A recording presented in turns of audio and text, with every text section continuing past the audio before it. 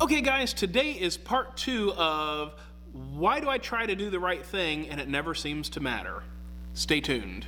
Hey guys, and welcome back to God's Word Made Simple by Simple Servant Ministries. Today we are continuing our series in the book of Proverbs. Specifically, we're going to be starting in chapter 3, verse 13, and going through verse 26. So that's where we're going to be today. And again, the theme of chapter 3 is kind of when you choose to do right, what is the reward? And oftentimes when we are choosing to do the right thing, we feel like there's no reward because either we don't receive the reward when we think we should, or more often than not, we don't understand what the reward is and or we are expecting a different reward than the one that is given. It doesn't mean that we're not rewarded, we just don't feel like it because it wasn't what we were expecting sometimes.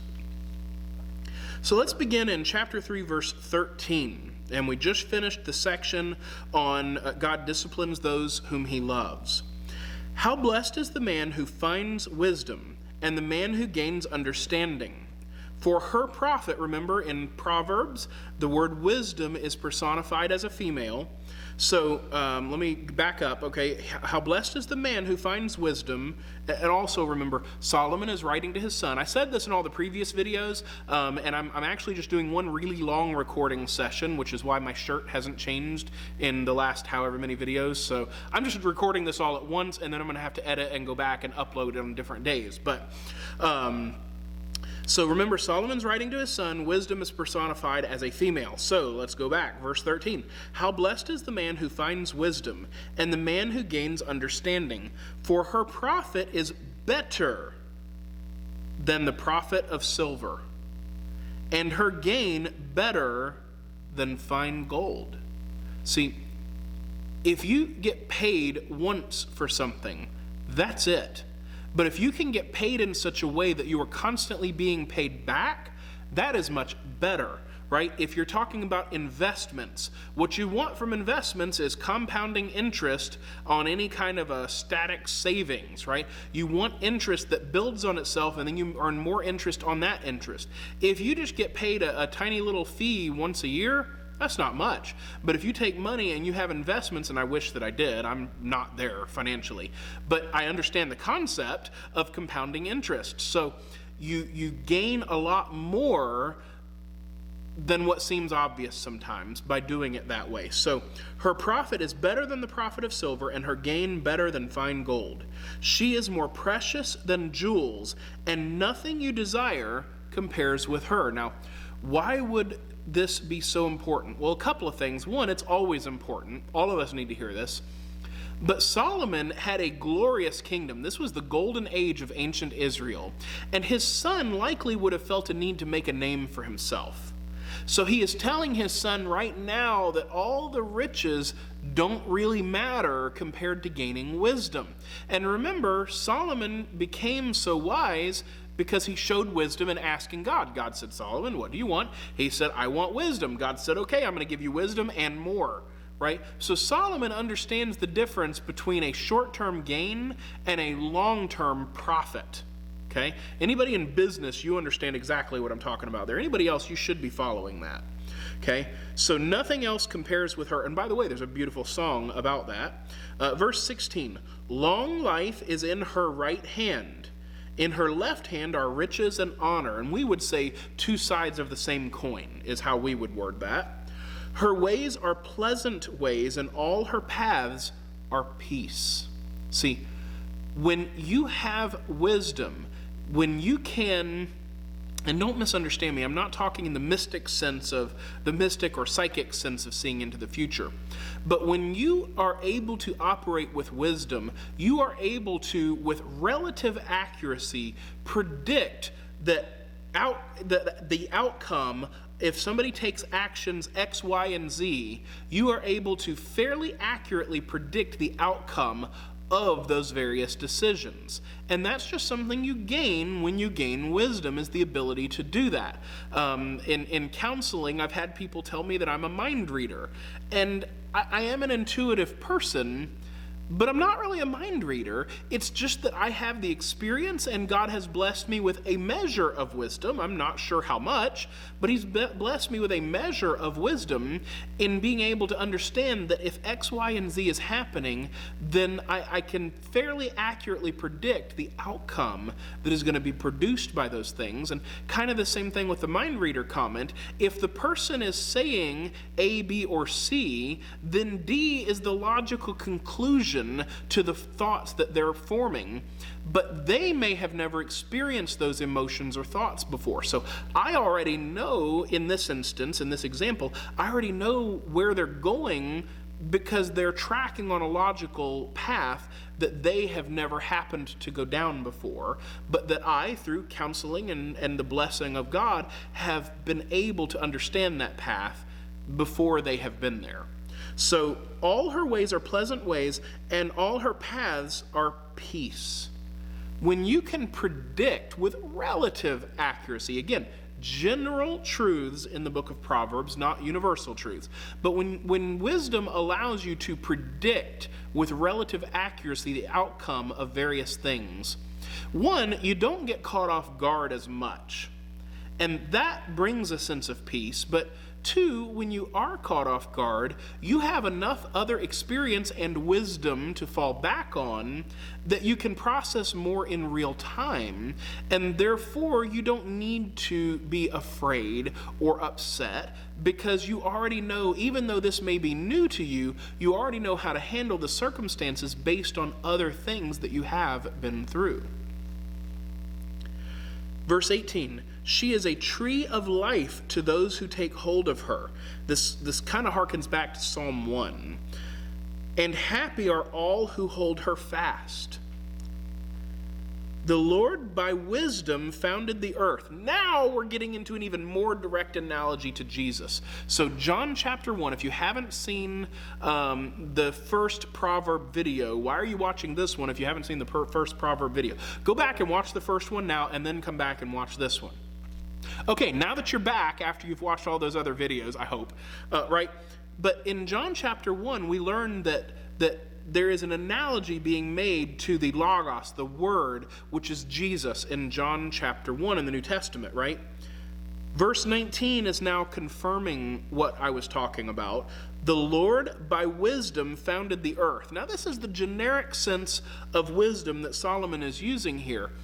But this is also important because it further confirms, as we later learn, about Jesus being the agent of creation. So the Lord by wisdom founded the earth. By understanding he established the heavens. By his knowledge the deeps were broken up and the skies drip with dew. Verse 21, my son, let them not vanish from your sight. Keep sound wisdom and discretion. So it's not enough to have the knowledge, we've also got to use it. And it needs to be sound wisdom. See, there are many schools of thought that will give you wisdom in one sort or the other.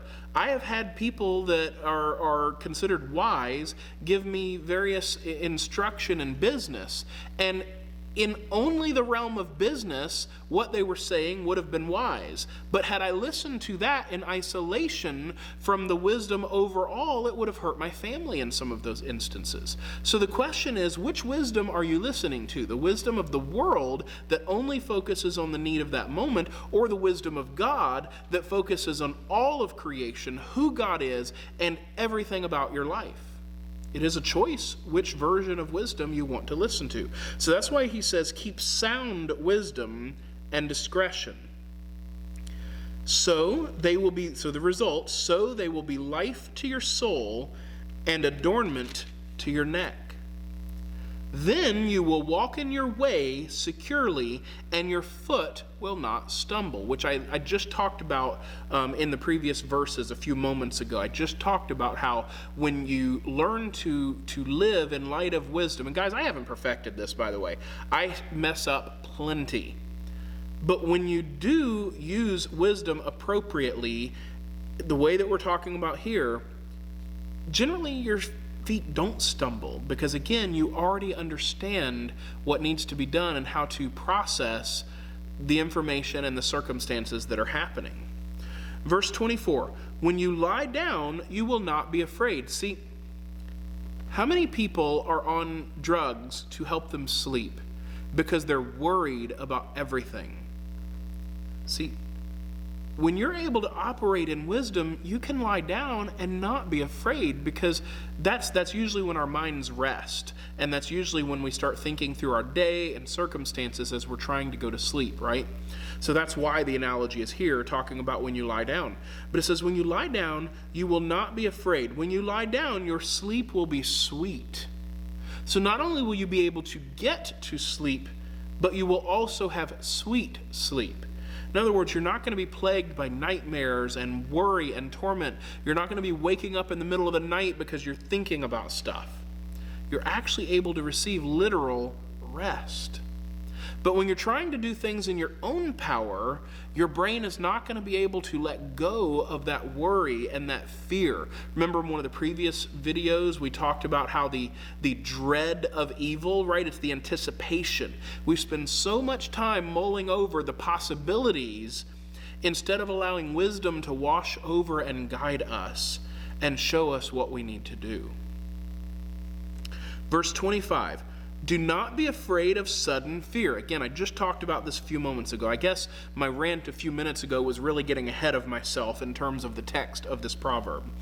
Do not be afraid of sudden fear, nor of the onslaught of the wicked when it comes. Evil people are going to do evil things. And I'll be honest with you, pastors know this better than just about anyone. Because as a pastor, you can't win. Doesn't matter what you do, somebody's always upset. You do A, and that half is upset, and that half is happy. You don't do A, the other half is upset that you didn't do it, and that half is happy that you did. Right? You literally can't win. And you understand this too in your own personal. You don't have to be a pastor to understand that. You understand this in your own personal life. You can't please everybody. And the onslaught of the wicked, sometimes people really turn on you. Sometimes the people closest to you turn on you seemingly for no reason. And sometimes it's just random evil people bent on evil deeds, such as all of the church shootings and things like that in recent history over the last number of years. And if your church isn't prepared with a security plan, trusting the Lord is fine, but we have personal responsibility. And if your church hasn't done that yet, you need to get on the ball. So do not be afraid of sudden fear, nor of the onslaught of the wicked when it comes. For the Lord will be your confidence and will keep your foot from being caught. So again, if you haven't listened to the other proverb videos yet, go back and listen to the other proverb videos. I'm not going to take the time to rehash everything that I said in the previous videos in our series on Proverbs, because right now he's reaffirming the exact same concepts. Sometimes as a parent, you need to say the same thing several different times, several different ways for people to get it. Pretty much any area of life, that's the case though. So anyway, next video, we're going to be doing verses 27 through 35, so be on the lookout for that one. Guys, if you have any questions, let me know. If you appreciate this, please hit like and subscribe. I really do need help building this channel. If you want to support the Simple Servant Ministries directly, then follow the link in the description. Go to simpleservant.org, and you can support us. We would definitely appreciate the help. And if you're a church member, don't neglect supporting the church first and then doing other giving. I believe that to be the biblical method. Your church needs your support first, and then all other giving can flow from that. So guys, thank you very much, and God bless.